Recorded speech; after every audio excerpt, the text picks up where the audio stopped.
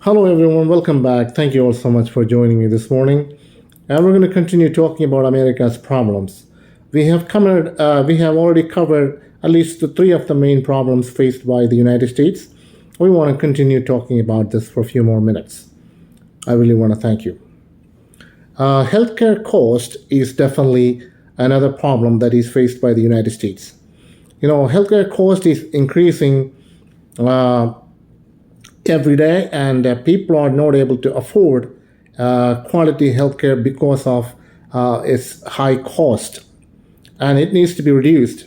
Today, the Affordable Care Act gives opportunities for many people, but at a high cost.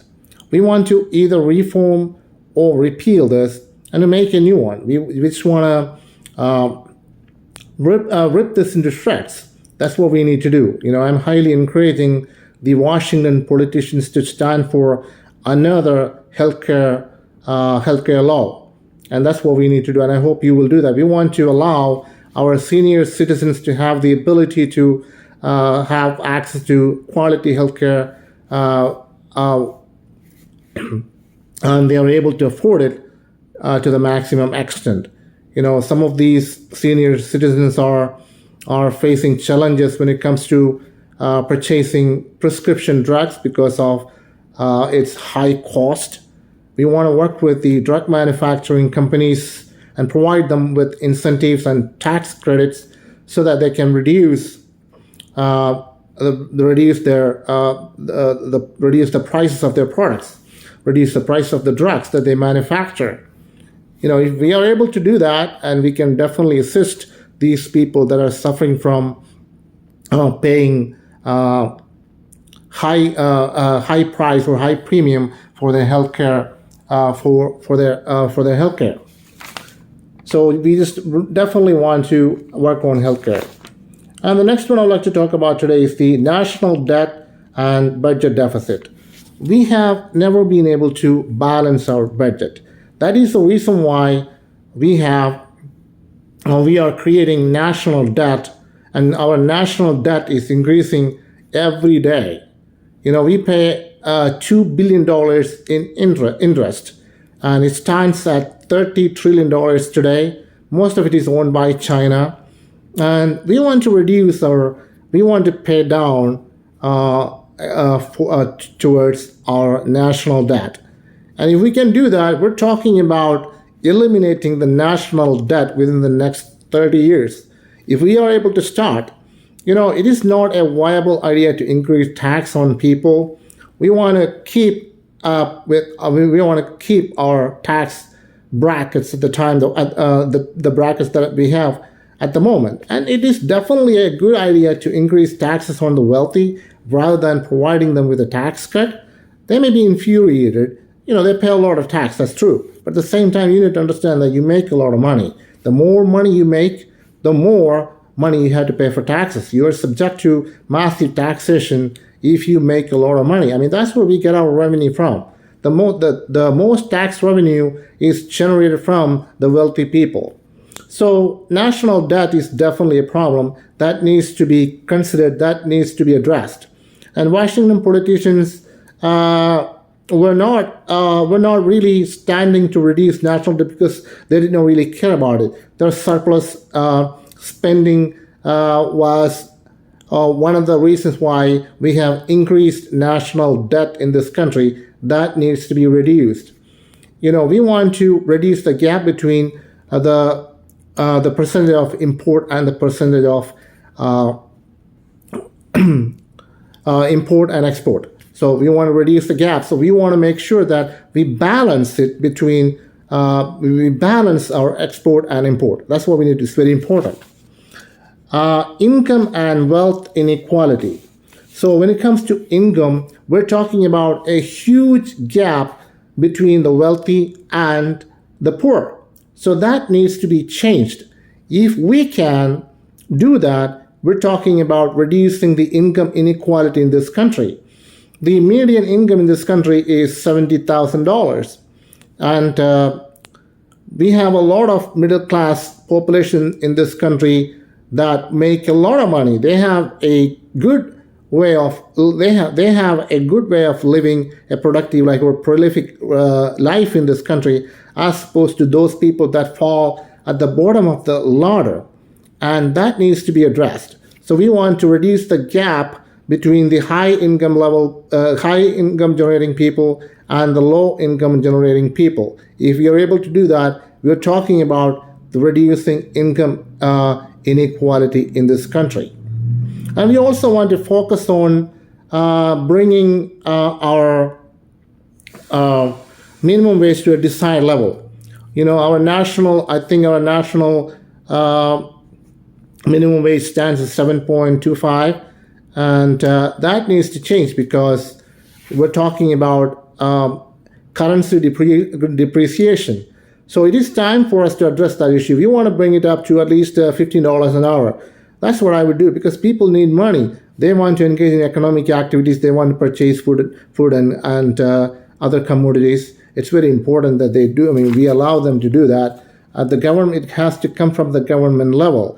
The Washington politicians should stand for increasing the minimum wage in this country, the national minimum wage I'm talking about. And of course, states have the ability to increase their minimum wage as well. It is time for us to do some of these things rather than just not addressing some of these problems. Affordable housing and homelessness. We already talked about housing, and let's talk about homelessness. Homelessness is something that is really crippling our societies in this nation. A lot of people out there don't have a house to stay or don't have a shelter to live. And that needs to address. We want to take the panhandlers off of our streets. We want to give them the ability. We want to give them the opportunity to live a good life like anybody else. We want to give them a good employment. If they don't have the skills, we need to give them the skills. We want to teach them the skills. That's what we need to do. Vocational training. It's very important that we do that. We want to understand what some of these people are going through. If we want to exercise our social grace. If you have the luxury of social grace, you are able to understand others. Your empathy, your sympathy, your morality, your moral values, all these things stand in the way to understand others' feelings. Political polarization and government dysfunction. Political disillusionment is one of the problems because people don't have the kind of trust that they need. They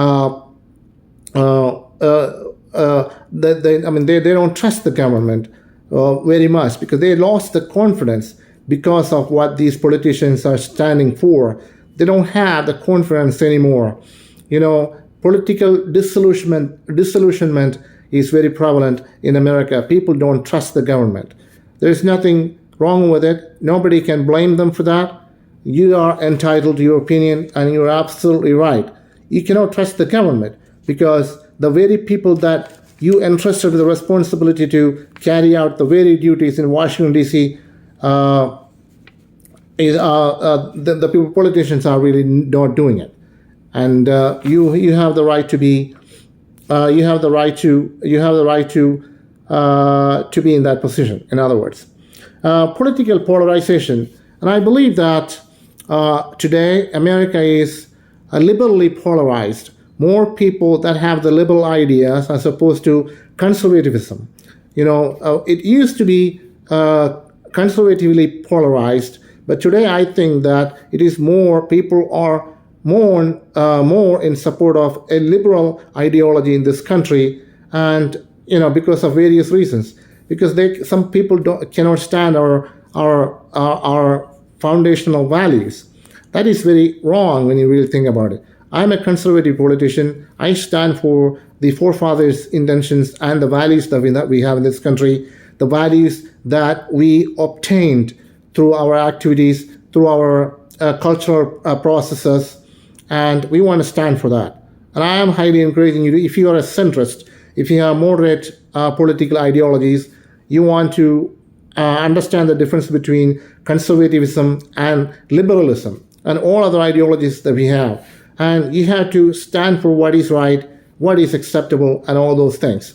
Cultural pollution is a major problem in this country. We have lost in our cultural values, because of media, because of globalization, and these needs to change. We want to come back to the original state where we don't have cultural pollution problems.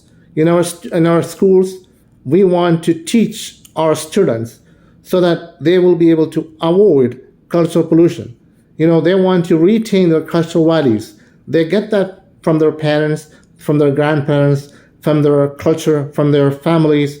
So we want to make sure that they are able to retain, they're able to stand for their cultural values so that we can eliminate cultural pollution faced by the United States within our societies. We have already talked about immigration, and social injustice is another problem in this country, and racial problems are also. Some group in this country, some racial group, some ethnic groups, if you will, don't have the ability to understand the others. They don't want to because of their personal differences. For Black Americans, and some people think that you are stereotyped for a lot of problems that we have in this country. You are stereotyped for committing some of the problems that we have in this country, but that may not be true. You're also considered to be a valuable and productive citizen, and we want to eliminate